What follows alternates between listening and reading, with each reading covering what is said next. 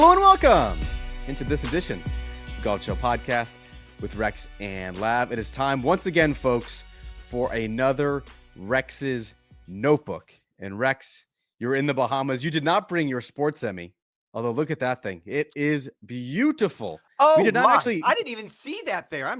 Geez Louise, that's We did embarrassing. not actually include that in our year-end episode. I didn't even see that there. I'm so sorry. It just came in the mail.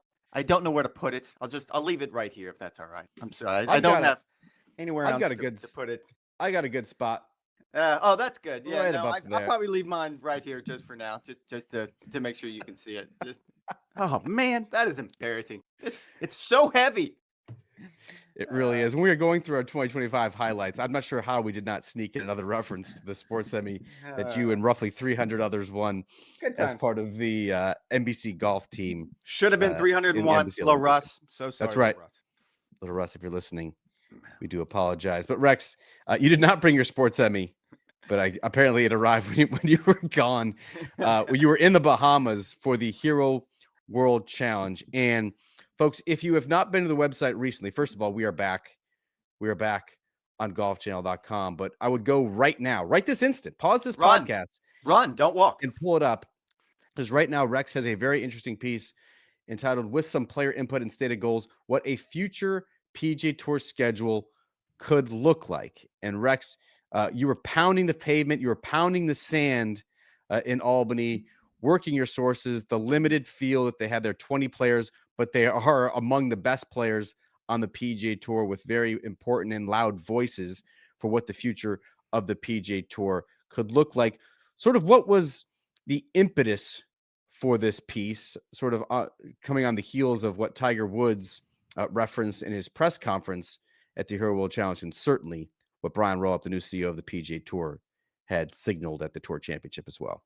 Well, first and foremost, I like the headline, Fred. Very good headline. Sometimes we fight with Fred over headlines, but that one's really clear. And the reason I bring this up is because apparently I have fooled the internet, because a lot of people on social media seem to think that I was breaking the 2028 schedule. Nuclear Golf, I'm looking at you on this front. This is not the 2028 schedule. This is a whiteboard exercise. This is what you and I have talked about really for months, about the idea that if I gave you a blank piece of paper and told you that, look, we want a 2025 event tour schedule at the biggest markets, on the best courses, with the best fields, at the best time of year.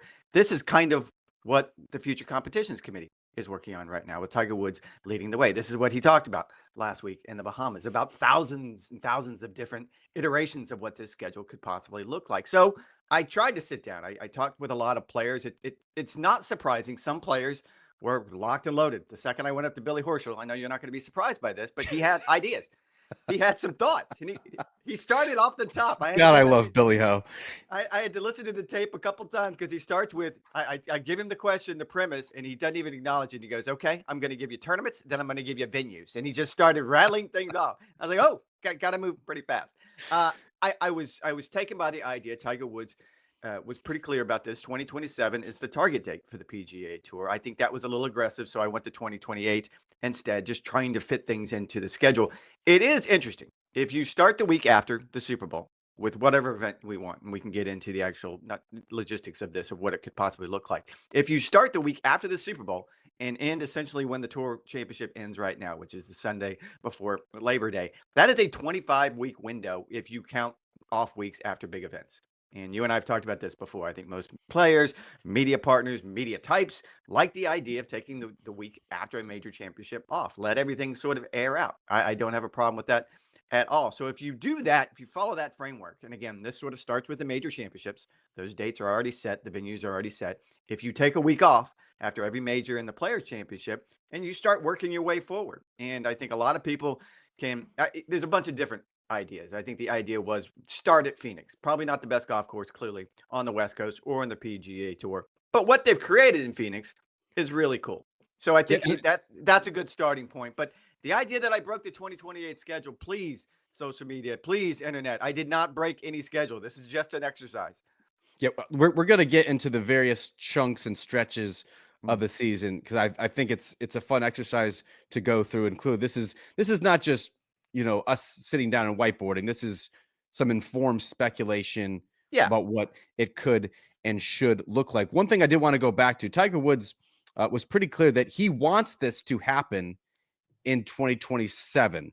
Right now, we are 13 months away from what could potentially be, I guess, 14 months away from what could potentially be the beginning of the 2027 schedule if this sort of comes to fruition. Why the skepticism? Is it just because of the legal contracts they would have to be breaking with the tournament sponsors, or is there something else that leads you to believe that we're actually 2 years away from this happening as opposed to just one?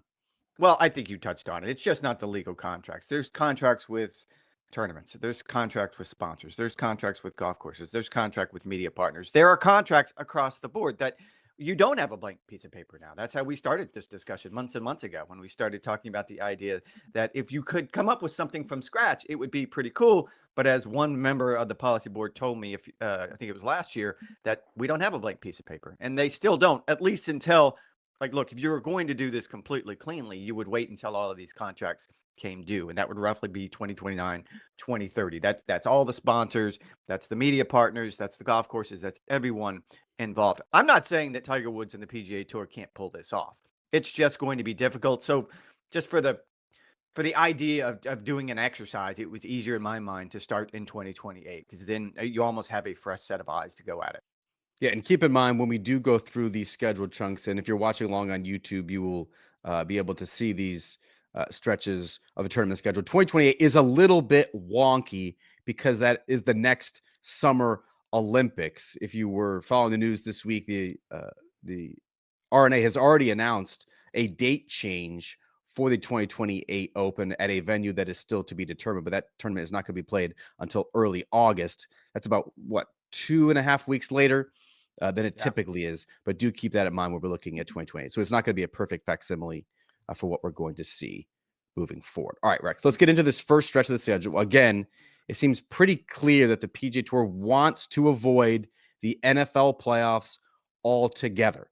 That would put the beginning of the PGA Tour season roughly mid-February. The Super Bowl, the date 13th. moves a little bit. The NFL has actually been talking about extending the regular season by one full game. So again, that could push it back even later. I still think Super Bowl week can work if the PGA Tour wanted to go up against it, because as we've seen, it has still been a massive success with the tournament concluding before 6 p.m. Eastern time and the game kicking off around 6:30. So let's get into that. The beginning stretch of the schedule in 2028 could be Phoenix, Miami, Orlando, Ponte Vedra. What do you like or dislike about what this potential is? I don't dislike anything. Again, let's start the exercise with the idea that get rid of your preconceived notions about when the schedule does stop. And look, I knew that I was going to make some people angry with this. The folks at the Sony Open clearly aren't going to be happy with this. The folks at at PGA National and the Cognizant Classic aren't going to be happy. I'm not making this decision to get rid of any events. This isn't your schedule. This is what the tour schedule is probably going to look like. Something along these lines. And so start with the idea that you want to be in the biggest markets. Right now, the PGA Tour is in 5 of the top 30 markets in the United States. That's not enough. They want to get closer to something around 10, 11, 12 of the top biggest markets. So Miami makes an easy choice. What they've created in Phoenix is really cool. You can even switch those around. I had some players say that maybe you start at the Miami Championship. They don't have a sponsor yet. I've been told that they will have one by the time the tournament rolls around. Doral has been a historical site. It is a major market. There's a lot of things going right for them. So I can imagine how that could get flipped and you would actually start in Miami. I'm also moving off, and it's not me, I think they're moving off the idea that we're playing the best courses at the best time of year. We're going to scroll down. We're going to get to this later. Pebble Beach, Riviera, all of those iconic venues, they're going to be on the schedule. It's just probably not best to play those events in February. You're not going to go to Pebble Beach looking for the best weather in February. So we've moved them down the schedule. There's also some logistical things here. I mean, being in Florida is sort of something you have to do in Florida in February and March. We get closer to the spring. Obviously, you move into the Masters and beyond that. But there are some logistical concerns as well when it comes to weather. Yeah, I do like this stretch. And I actually love the idea of beginning the PGA Tour season in Phoenix, because the Phoenix Open is everything that Kapalua and the Century has not been. There are massive crowds, hundreds of thousands of people. there is tons of jolts of energy throughout the entire week. I actually think TPC Scottsdale is one of the most underrated golf courses on the PGA Tour schedule. It's got a dramatic closing stretch. I love the Plantation course. I think that would be um, sorely missed on the PGA Tour schedule, the golf course at Kapalua. But I do think, retaining this and highlighting the Phoenix Open as the kickoff event makes a lot of sense. I've been talking on the podcast for the last couple of years, like there has to be something else that the PGA Tour can do for their kickoff event, for the leadoff event, to just make it feel bigger. Well, have the biggest regular season event you can possibly have as your kickoff event. I certainly think that's one of them. I look to Rex, like all four of these tournaments are tournaments and golf courses that the top PGA Tour players are going to want to play, which I also think is important. And so if you are not a Rory McIlroy, if you are not going to be among those players who are going to be playing in the Middle East, in Dubai in January on the DP World Tour, you actually might be ready, willing, and able to do four in a row to kick off your PGA Tour schedule, to sort of gauge where your game is at and sharpen up for the Masters. So I do think that opening stretch heading into the Players Championship, there is a lot to like about that. How about after that, Rex? So you have the week off after the Players Championship.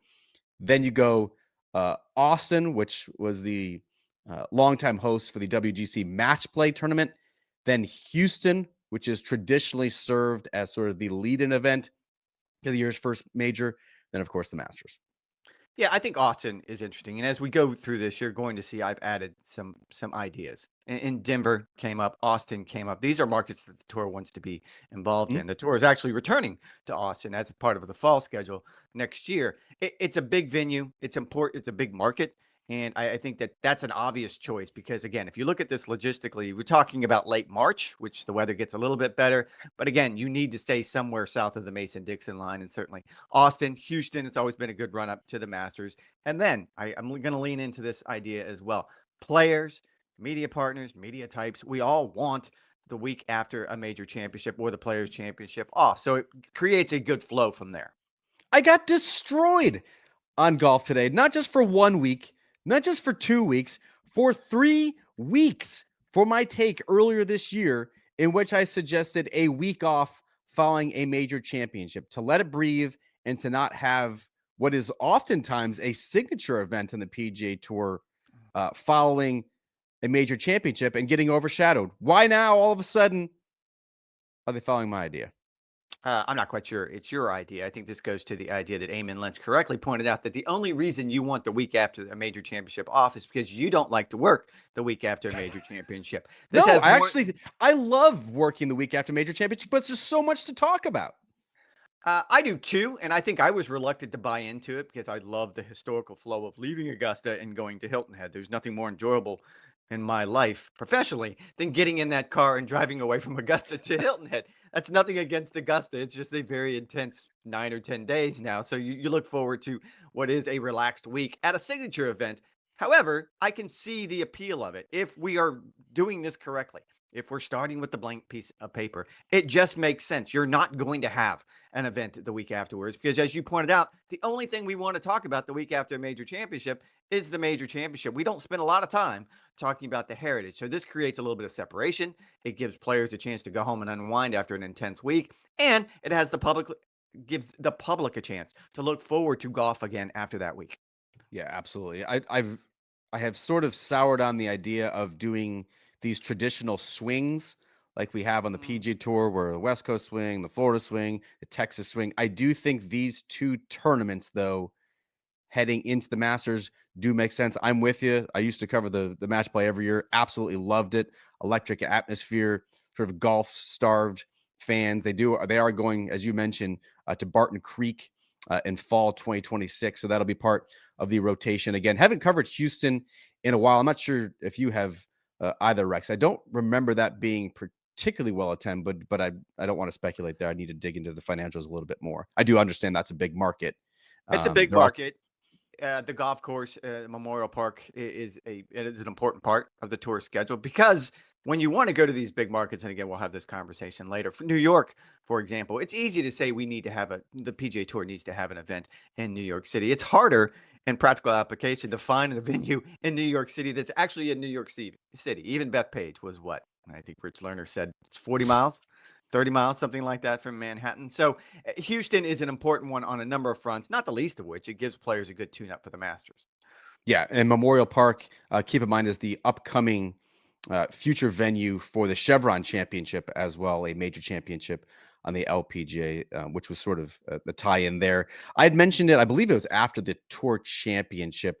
The idea, if you are going to make a different season-ending finale for the PGA Tour and you moved away from East Lake, I love East Lake. I think it's a big boy golf course. I think it's a stout test. Don't necessarily love it as a season ending. I think this stretch that we're talking about here with this Austin-Houston stretch, I do think it makes sense potentially for an Atlanta event heading Good. into the Masters, which again, spoiler alert, is what we're going to get into here. This is post-Masters, Rex. Again, a week off following the year's first major. What do you see here? Well, Heritage, that's the historical week after the Masters. You're moving it 2 weeks after the Masters. I think it's one of those events. So again, you're sort of balancing the idea of historical iconic venues like Harbor Town, which it is, Pebble Beach, Riv, all of these places that we go to. You see Colonial is the week after the Tour, is the week before the PGA Championship. You're balance these historical venues with trying to get into major markets. Hilton Head is not a major market. I know that, but you're still going to want Harbor Town on the schedule. Atlanta is a little interesting because we're going to get to the playoffs later. And this one was delicate. I had to sort of dance around this one. Again, I don't have any interest in stepping on anyone's toes when it comes to, it's not up to me to decide what events are going to make the cut and what events aren't going to make the cut for this future schedule. What's clear is some aren't going to make the cut. And Atlanta is one of those interesting ones. You're right. East Lake is a big boy golf course. It is historically the home of the Tour Championship. It's home to the Big Finish. Maybe more importantly than anything, what they have done with the East Lake Foundation and that community, the way they've revitalized it and turned it into a mixed housing community is absolutely amazing. What the late Tom Cousins was able to do is nothing short of generational and very, very special. However, as we get to the playoffs, you'll see later, it's probably the idea being that you want to rotate those venues and you probably want to lean towards the West Coast for a lot of reasons, not the least of which is you have these events finishing in prime time on the East Coast. All that being said, there's so many good golf courses in Atlanta. And again, you're talking about April when the weather can be dicey at other places around the United States. So it just makes sense to go from Heritage. And again, I'm with you. I'm not getting stuck in these historical swings. I have no interest in staying on the West Coast, staying in Florida. They all have planes. They can all fly first class. It's fine, but it is a clean transition going from Hilton Head to Atlanta to Charlotte, where the Tourist Championship is, and then the Charles Schwab Cup, which again, this is Colonial. It's an iconic venue, and I was interested to hear how players were reluctant to include the Nelson in this. Dallas is clearly a major market, but they've never been able to find a good golf course. So you would turn towards Colonial more so than anything in Dallas. Yeah, that's really what I see here, Rex. If you're following along the theme of the scheduled chunks as we're throwing them up on the screen here on YouTube, is that they are really trying to maximize and highlight the best venues that the PGA Tour has to offer. And so, as you mentioned, Hilton Head might not be, bustling with activity during RBC Heritage Week. It's never going to have the same vibe as a Phoenix. However, Harbor Town is a really interesting, unique, recognizable venue that the PGA Tour can lean into. I would call it easily among the top 10 venues that you players have on the PGA Tour. What you do not see in this stretch, as you mentioned, was the Nelson, which has really struggled to attract fans. The golf courses have never been something all that exciting. The Zurich Classic, the two-man team event, no longer on the schedule. I have been opposed to the TBC Louisiana as long Stella. as it has been on the schedule. Hello, Stella. What you do see here, Rex, is maintaining bases in Atlanta, Charlotte, and Dallas Fort Worth, which is very, very important. Stella, big fan of the Zurich Classic. She's not happy at all about losing New Orleans off the schedule. I'm sorry, Stella. Yes, Stella has now shut up, which is very, very helpful. So I do like that trend. I do like that theme Rex, as we go along, maintaining big bases while also maintaining the golf courses. They're sort of integral to making sure that you're playing the very best venues on the PGA Tour. After the week off for the PGA Championship is where you have the Memorial, the Canadian Open, and the US Open. I think this makes a lot of sense. The weather is obviously fine in June. Jack gets that golf course at Muirfield Village as stout as any that you're going to see on the PGA Tour. Players like that as a tune-up for the US Open, if not the week immediately preceding that. Wouldn't mind, though, seeing the stop here in Philly instead of Canada. I think the Canadian National Open can Sure. move to a different part of the schedule. And I think Philly, if you wanted to get back to that market, that makes a lot of sense as well.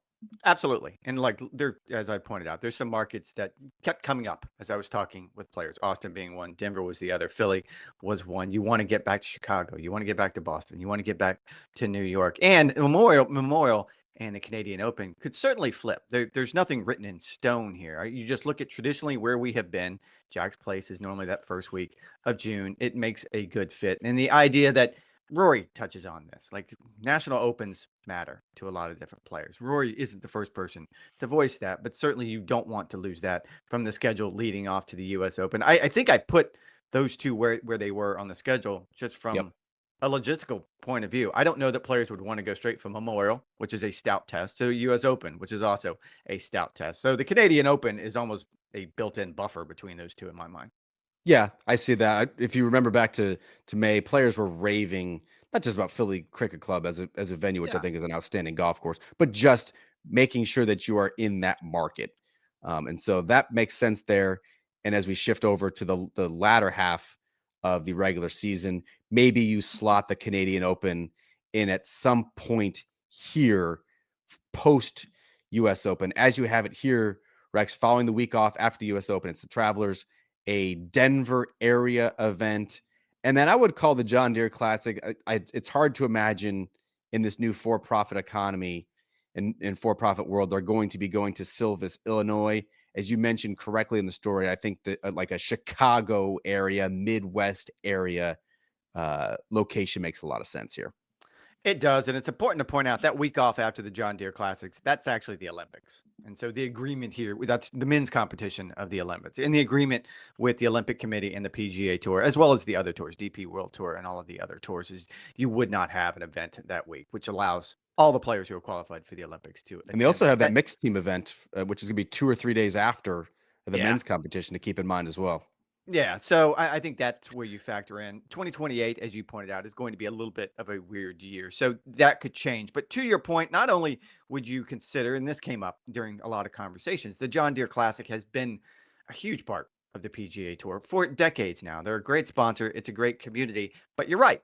As we get closer and closer to the for profit model, it would be much better to have this event not in Silvis, Illinois, which is a great community, but Chicago, because it's a Midwest venue. I would say the same thing about the Travelers Championship, which is pretty much right. Cromwell, Connecticut is pretty much right in between that Boston, New York market, where you could certainly rotate that event somewhere around the Northeast and make sure that you're in the biggest markets. As I pointed out, Denver has been one of those areas it seems like the tour is going to be leaning to. Now, in the original version of this, and I actually gotten a lot of feedback from players about it, many players would actually like some sort of mini European run right around Hmm. the Scottish Open Yep. Championship, because the Irish Open was actually in that week off date before Fred correctly pointed out that we need to take the week of the Olympics off. And so that would change from year to year. And I think the Irish Open has some momentum. This goes back to what I just said about the Canadian Open. A lot of players think it's important that you include these national opens in whatever the next schedule is.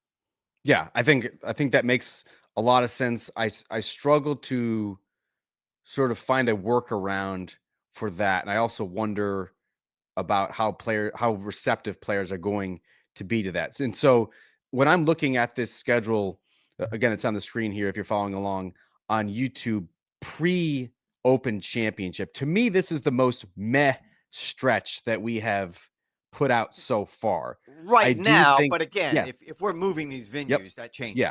Look, and I think there's massive potential if you move the Travelers to a New York City area / Boston. I do think there's massive potential if you do have Denver. I covered Cherry the Cherry Hills BMW a couple years ago. I thought that was a big hit. John Deere Classic, if you move that to Chicago, I think this can be a great stretch. If you were looking at this, though, Rex, in its totality, and look, we've got the playoff events at Pebble Beach and Riviera, and then I guess sort of a TBD Tour Championship. What has always historically been the weakest part of the Tour schedule is this June and July, sort of having the buffer around the major championships and then leading into the playoffs. What I think you could potentially do is fortify that early June stretch by putting the West Coast swing of the Pebble Beach and Riviera into this Travelers Denver area, have a couple of events international heading into the Open, and then the playoffs, sort of like they used to be, are in the New York City area, the Boston area, and maybe that is, again, where you can slide Philly in. As it is right now, it could be a little tricky having the Open Championship. Yes, you have a week off, but then going all the way to the West Coast. That's 8 hours at least of air travel on a player's The whole bodies point at of the the week end. off, though. Yeah, I see that, but it's also at the end of a very long season. So this stretch to me, I think, has the most workability, the most adaptability. I think is most ripe for change. As it is, I still think it's a massive improvement for what we have. But yeah, this is certainly a significant change for what we have in the current schedule of 2025. And this is where, and I point this out in this story, that the playoffs is probably the most problematic part of this whole change because of not just, and this came up, I had never even considered Pebble Beach or Riviera as potential playoff venues. I think it was actually Billy Horschel who suggested it, pointing out that these are iconic venues. People are going to watch these events, whether if they're playoff events or not, because traditionally you just love watching these events. They're iconic golf courses. You're also in prime time on the East Coast. You're also in big markets. All of those things factor into this. All that being said, there are built-in relationships that would be difficult to work around. We talk a lot about how you're going to get this schedule done before 2027. I'm not quite sure how you talk FedEx, which not only sponsors the first playoff event in Memphis, which is where FedEx has its corporate headquarters, but also sponsors the season-long points race, aka a lot of money going in the tour's direction from FedEx. That contract is coming up in the next couple of years. Absolutely. It is coming up in a couple of years. And if we go back to the original premise, let's play these big events on iconic courses, big markets during the right time of year. You and I both have said this numerous times. August is no time to be in Memphis. It is not an enjoyable time to be in Memphis. You can probably say the exact same thing about Atlanta and Eastlake. How many times have we showed up at the Tour Championship and it's just sweltering hot? No one wants to be there during that time of year. Pebble Beach in August? Yeah, man. That's where you want to be. That's when the weather is absolutely perfect. I will say it's also problematic because you're assuming that the Pebble Beaches of the world are okay having their dates switched around. That's not necessarily the case. I think Pebble Beach likes the idea of the tour taking up that week in February when you probably don't have quite the price tag on that round of golf for a resort guest, as opposed to August when everybody, Brian Harmon correctly points out, everyone on the planet wants to play Pebble Beach. So it is problematic, but again, this goes back to the idea that you can create something cool if you get rid of all of these old barriers. And I don't have a venue for the Tour Championship. One thing that came up is if you would be at Pebble Beach or Riviera, you could almost rotate the Tour Championship somewhere on the West Coast, Seattle. Again, a major market. The Tour hasn't been there in a long time. That would be really cool to do that, or to take your advice, because I'm with you. I think Pebble Beach and Riviera can float around that sort of late summer schedule. Anytime between late June, July, and August is going to be a good time to be there. If you want to move it back to the Northeast, I'm kind of with you. Maybe you do one in the New York area, one in the Boston area, and then you find another rotational venue for the Tour Championship. You brought up Philly. It would be such a good venue. Nothing is written in stone, but this is just the general idea of, I think, of what the Tour is trying to get to. Yeah, you make a great point about Pebble, and will the resort actually sign off on it? Basically surrendering their golf course for, I mean, at minimum 2 weeks, most likely closer to a month during their prime tourist season when they can, make so much money on tourists and visitors coming to the area and wanting to play that golf course. I had heard as early as, what was this, February, from a couple of people that a tour championship at Pebble Beach makes the most sense. Here's the tour's Super Bowl. Here's the tour's most iconic venue. put them together, and boom, you potentially have FedEx Boom. Cup magic. One golf course we had not mentioned. I know the relationship with Farmers is ending, but Torrey Pines was not a part of this. That could potentially squeeze in as a playoff event as well. Again, public golf course, a little bit trickier to get in there. Riviera would be hosting, of course, the 2028 Olympics. So that might be off the table for a playoff event in 2028 as well. So sort of, Rex, as we zoom out of this schedule exercise, which has certainly been a lot of fun, but going through some of the golf courses, some of the tournaments that did not make the cut. Again, this is nothing personal. Again, this is not set in stone. Do not aggregate Rex. Do not hit him up. This is just what folks are telling him and sort of reading the tea leaves. But some of the golf courses, some of the tournaments that would be lost in this optimized schedule model are the likes of certainly the Hawaiian stretch, Palm Beach, Valspar, San Antonio, Zurich, Nelson, trying to think, Rocket Mortgage, 3M, Wyndham. I mean, you can lose some tournaments for the rank and file. My question is, though, Rex, how receptive do you believe the tour's middle class will be to this 22 to 25 event schedule? Again, as we talked about, you probably need to bump up the field sizes at a commensurate level, but this is a significant loss. A lot of those tournaments are the tournaments that the rank and file, the middle class, would be accruing FedEx Cup points to try and save their jobs for the following season.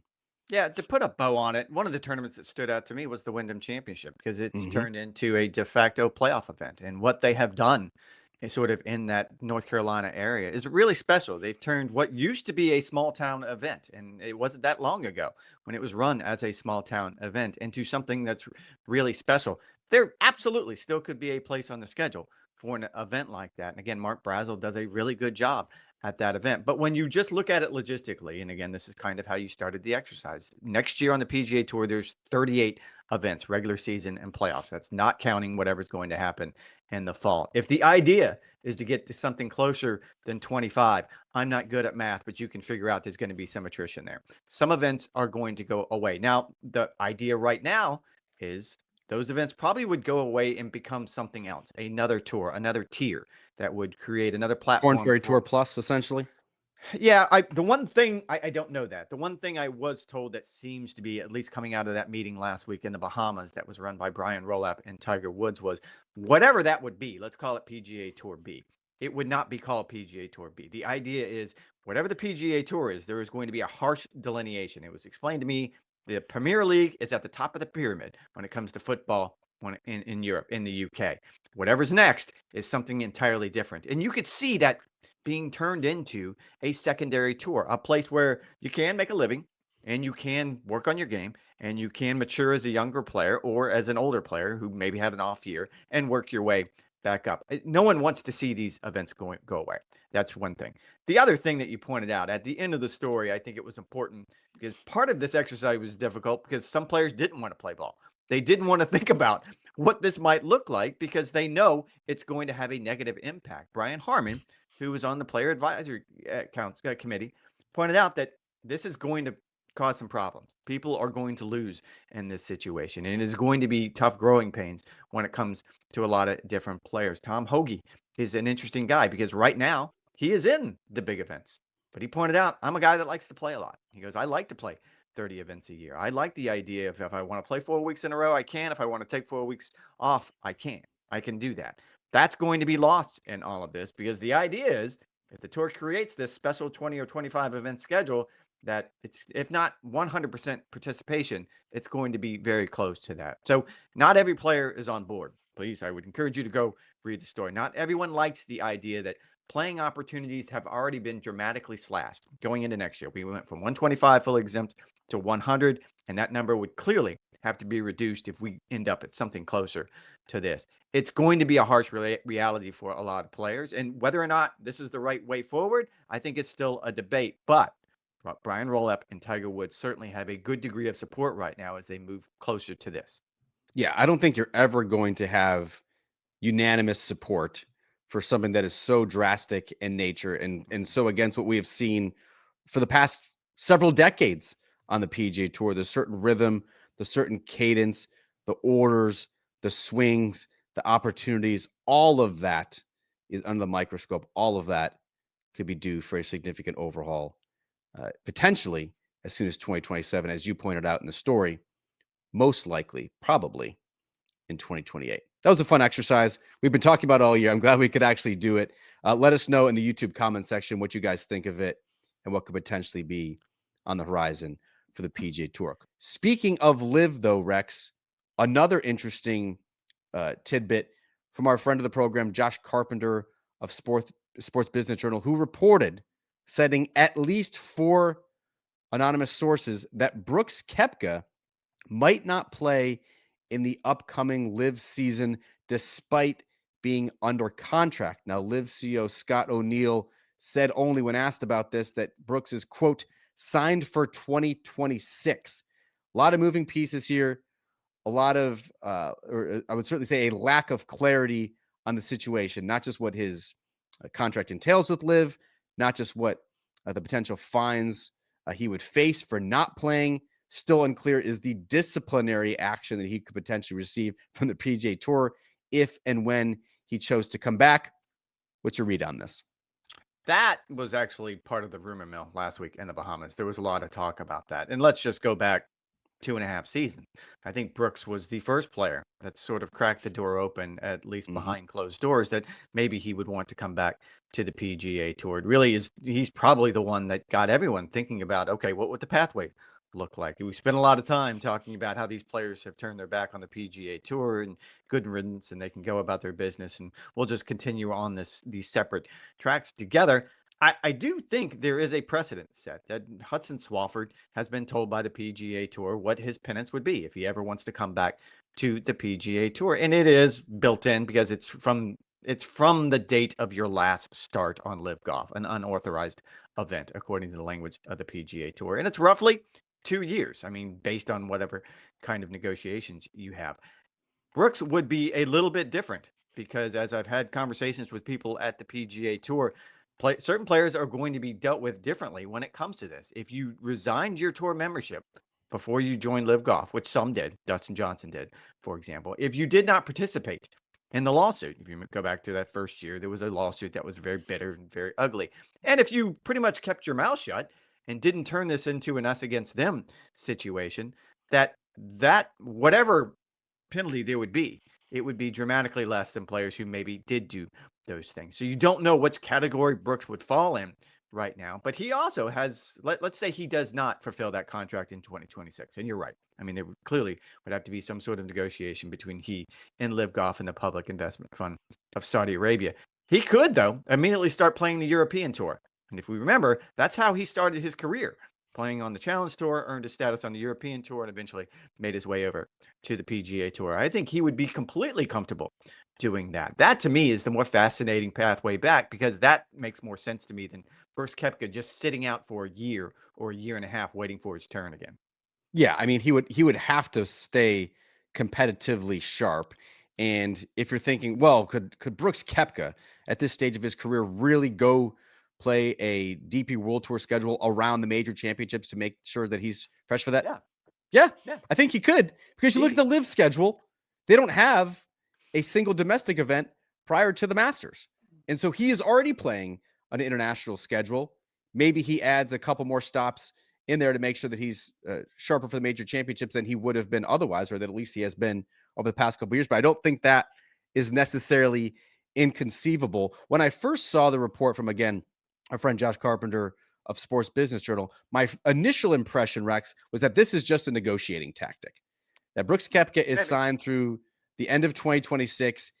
It's probably not going well. He probably wants more guaranteed money, and live, unlike they did at that initial wave in 2022, is not going to be offering hundreds of millions of dollars to these guys.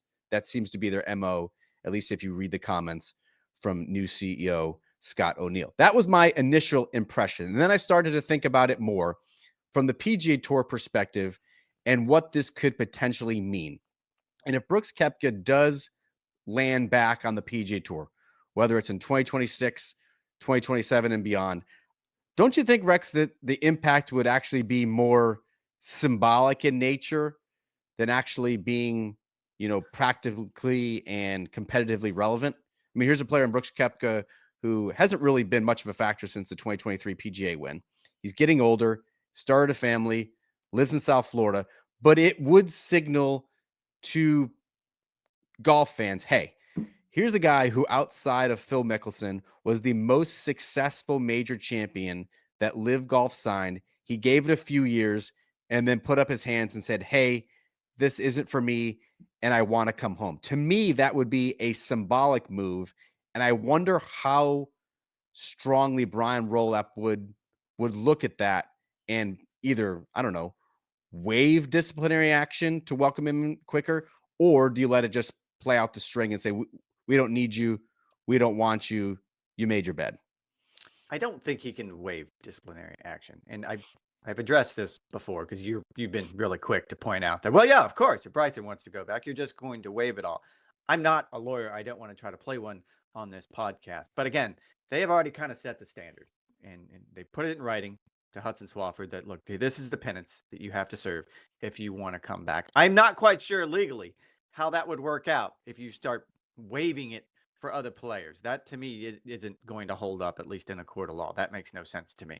However, I think what it would do, in symbolic is probably the right way of saying that, but I would actually point to it in a different direction.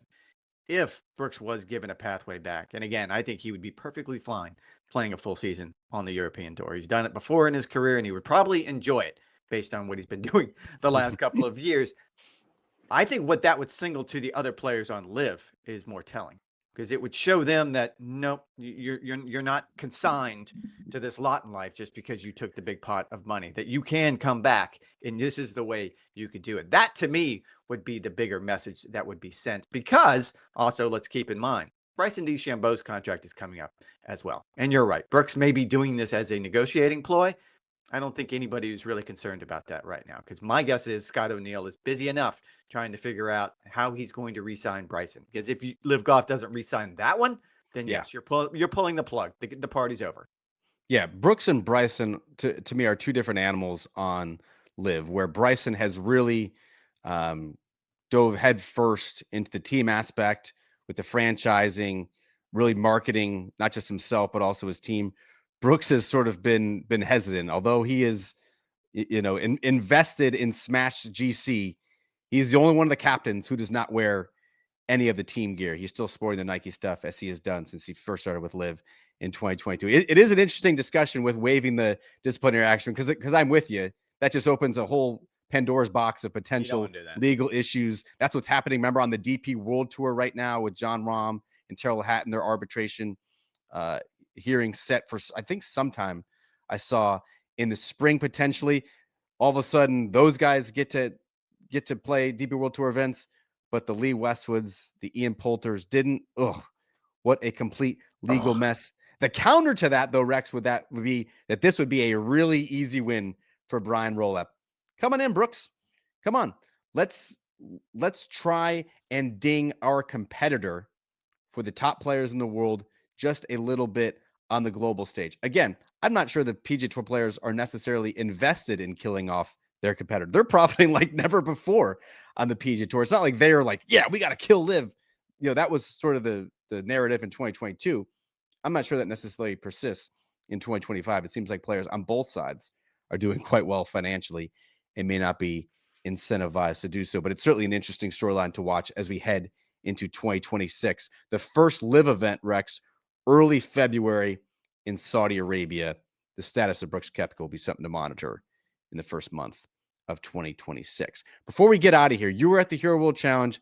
Listener Mark, longtime listener of the program, was at the Australian Open at Royal Melbourne, and he hit me up on Instagram and he said, look, Lav, how do we elevate the Australian Open? It was absolutely gangbusters in terms of a success. He had Rory in the field for the first time in more than a decade. He said it felt like a major championship. So what do? Can you just elevate the Australian Open to a major championship? How do you recruit better players? There has to be some avenue to better incorporating this into the greater golf ecosystem, because I watched both events. I watched the Hero and I watched the Australian Open, and you cannot tell me, even though the Hero had a better field, that that was a better tournament, not just from an on-site experience, but from a viewer experience as well. The Australian Open would have beat it 10-8.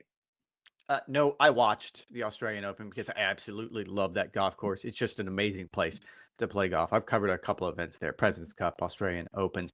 I will say, Rory nailed it when he said, "No, it's not even the best course in Melbourne. That's Kingston Heath," which is only Rory can get away with that. That's going to be hosting the President's Cup, by the way, in 2028. An amazing venue. I mean, all of the Sandbelt courses are absolutely amazing. So I'm not surprised that it turned out all that well. I'm not quite sure what your friend from Australia, and thank you very much for reaching out, is looking for, though, because if you want to talk about its impact here in the United States, you're always going to run up against the idea that I think they finished 4 o'clock in the morning, East Coast time. Like, it's just not in the right time zone. Like, and that's just the way it is. You run into this in every sporting event. I remember last time the Olympics was in Tokyo, you ran up against it as well. Things are going on in the middle of the night, and they're not going to draw the eyeballs. And as we've learned in TV, you can't hold these things. You just have to run them live and hope that people pay attention to them whenever you put them on there. I will say, and this goes back to what we spent 35 minutes talking about, that if the PGA Tour does do this scarcity schedule, that if we do go to 20 or 25 events, now look at the real estate that's on both sides of the shoulder programming when it comes to the PGA Tour schedule. You have all the way from Labor Day until the Super Bowl the next year to come up with an international schedule that would attract the best players. Now we even get into a more enjoyable conversation where the DP World Tour can probably step in and create something that's really cool. And you're right, the Australian Open could fit in, and I think Rory brought this up, that maybe you find a better spot for it on the schedule throughout the calendar year. It is a weather thing. I do want to point out, I've been to Melbourne a few times. The weather there can get crazy, and I don't know how big the window is to actually hold this event. Keep in mind, it's the middle of the summer down in Australia right now. So it's probably a much smaller window than we think. But sure, we can come up with a better place to put it if you have that shoulder now because of a condensed PGA Tour schedule. Yeah, I guess my question would be, how do you incentivize the best, let's call them PGA Tour players, to show up there, right? Like, Rory's not going to the Australian Open out of the goodness of his heart. Yeah. He received, by all accounts, a hefty appearance fee. And so outside of allocating, let's call it $20 million to get a Scotty and a Spieth and a JT and a Ludwig and a Tommy, to get those players at a sleepy time of year to go play in this tournament, what can be done? I'm not really sure. To me, that's the easiest out, is you have to somehow financially attract and incentivize these guys. But I do think that there is an opportunity, as you mentioned, in this shoulder season to really elevate some of these events. And not to get all sappy on you, Rex, but what I've come to appreciate the older that I get is a tournament's atmosphere. And that is what creates the vibes. That's what creates the energy. That's what creates the excitement when I am on site. And at least when you have that sort of feeling on site, it gives off the impression of importance. I think about the old Doral event and when Tiger used to play that I would cover. Loved it. I think about the old Honda when Rory and Tiger were in the field. Like, that automatically elevated that tournament. The old Boston area event. Remember that one at TPC Boston when it was a playoff event? Like, that was a great energy and atmosphere as well. This Australian Open at Royal Melbourne was epic. There were massive crowds. It was great energy. It was a good, if not great, field. It was perfect conditions for viewing with sort of the firm and the fieriness. Those are the tournaments that I want to watch in this shoulder season, as you put it, as opposed to the Hero World Challenge, which has very few fans on site. It's sort of a nothing golf course. The field it has varying levels of interest during the holiday season. I certainly understand why the PGA Tour is focusing on this core domestic product from February to September, but events like the Australian Open and Abu Dhabi and some of the marquee events in the DP World Tour, which are now the Rolex Series events with the BMW PGA, the Spanish Open, the Irish Open, Dunhill. The Dunhill. Those have to be a focal point once they get this domestic product right on the PGA Tour. Once they have that core product right from February to September, it has to be a focal point to elevate these tournaments. Because I do think if you are a hardcore golf viewer, this is as good as it gets potentially in the shoulder season. No, and it's a fantastic event. Can you find a better spot for it on the schedule? Yeah, probably. And especially if you end up moving in the direction that the PGA Tour is moving. I'm not quite sure it's ever, as a matter of fact, I'll go out on a limb and say it's never going to be perfect for an American audience just because of the time change. No. But that doesn't take anything away from the event. Yeah, you have the same issues with some of the marquee events on the DP World Tour, which are finishing anywhere from 10 a.m. to noon. You're not getting huge viewership numbers from those, but that does not necessarily mean that you should avoid doing them or avoid showcasing and highlighting them. Shout out Mark. Shout out all of our great listeners and viewers. The feedback is what keeps us going. Somehow, Rex, we managed to go even longer than our made for TV edition, which ran on Monday, Tuesday, and Wednesday on Golf Channel. Appreciate you guys tuning in for that one. Those I've hit the pause button until the second week of January, where we'll fire up our season preview edition of Golf Show Podcast with Rex and Lab. But you and I, though, Rex, will continue to crank out a couple of other episodes through the end of the year, potentially a couple interviews on the docket, some Tiger turning 50 content, as well as tackling any other news and notes, certainly ahead of the Optum Golf Channel games, which again are airing next week from Trump Jupiter in South Florida, live on Golf Channel and starring Rory and Scotty. All right, that is going to do it for this edition of the Golf Show Podcast with Rex and Lab. You guys know the drill, www.golfchannel.com. I'm going to drop a link to Rex's story in the YouTube comment section if you want to check it out. Right now, it is on the centerpiece of the homepage. Thanks for listening. Thanks for support. Have a great rest of your week. Don't know where I'm going to put this. Right there. Right there.